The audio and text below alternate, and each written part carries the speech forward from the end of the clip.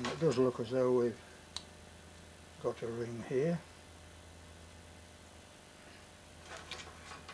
Pretty heavy, some weight in that. But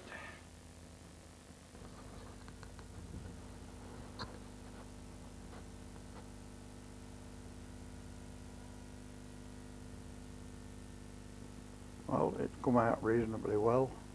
Quite a bit of work to do on this now. I usually beat it out with a hammer.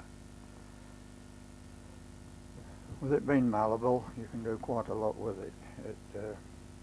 It's too small at the moment because it always shrinks. It's always smaller than what the pattern is. So you've got to allow for the shrinkage, about 5%. But anyway, it'll stretch with beating it with the hammer. And I'll show you a bit later on in a few hours when I get a bit more done. Well, here we are, we've moved on a bit and we've got the ring cleaned up and about the size.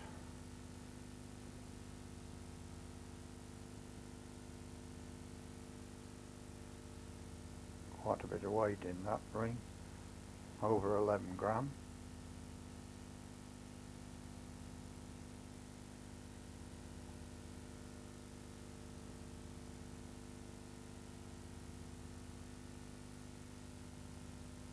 Try it on for size.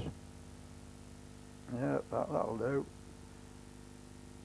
And the next thing I shall do, I shall gouge the bezel out and insert a garnet, what I found in the same burn. You find quite a lot of garnets when you're in up Sutherland, and just make it a little bit more brighter. I'll put a garnet in it. I'll probably show you that later on. This was the ring when I finally got it finished. I've still a little bit of cleaning up to do on it, but I've got the garnet inserted in the bezel. Well, this is another view of the same ring. The other was a more close-up.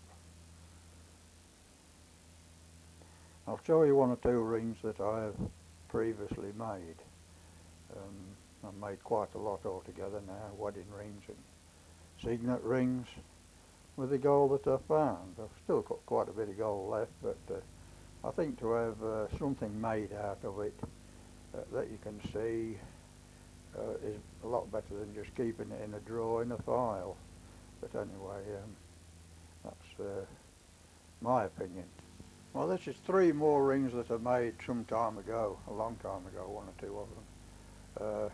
One is my wife's wedding ring, I made that. The one in the centre is a lady's dress ring with a garnet out of the same burn as the gold came from.